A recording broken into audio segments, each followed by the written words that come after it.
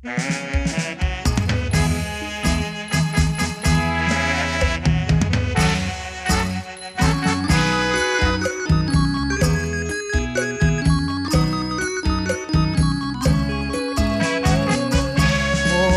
อนสหายเป็นจังใดบ่พบกันนานหลายเดือนปีพ้นผ่านตั้งแต่วันสิ้นศึกสง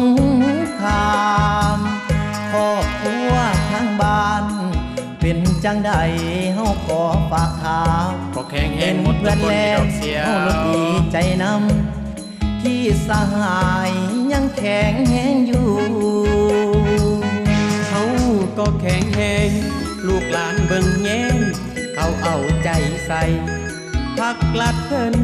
เป็นห่วงเป็นใยเอาสุขสบาย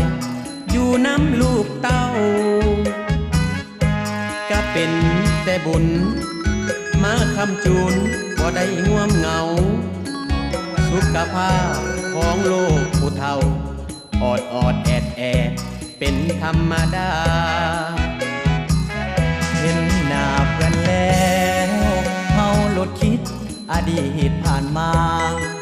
ความเจ็บแค้นมันฟังราคิดมาน้ำตามันออกเฮาก็เหมือนกันบ่มีวัน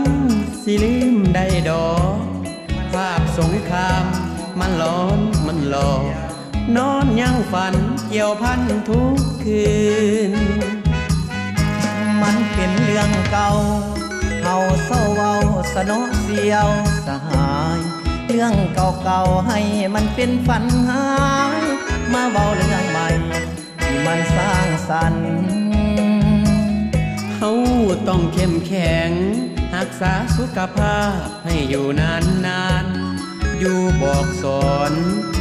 ลูกหลานเพื่ออนาคตของลูกหลานเฮาจังแม่นเสียดายเพื่อนนักพกเฮาที่เสียสละชีวิตในปางสงครามบ่มีโอกาสได้มาพ้อหน้ากันบ่ทันได้เห็นบ้านเมืองเจริญเนาะเสียวเนาะ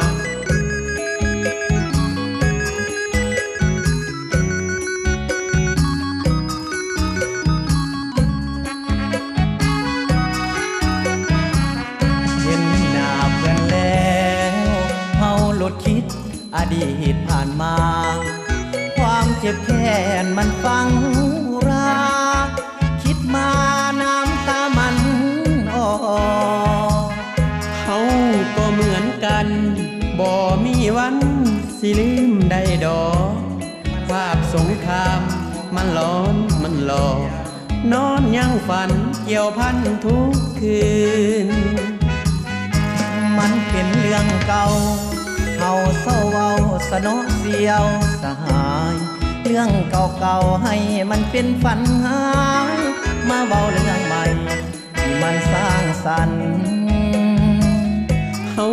ต้องเข้มแข็งรักษาสุขภาพให้อยู่นานอยู่บอกสอน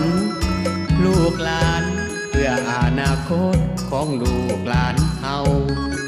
เอาสำนีเนาะเฮาเทื่อหน้าเทื่อไหนให้ได้พอกันคือเก่าคันจังซั่นเฮาลามื้อเด้อเสี่ยวเด้อเอาโชคดีเด้อเสี่ยว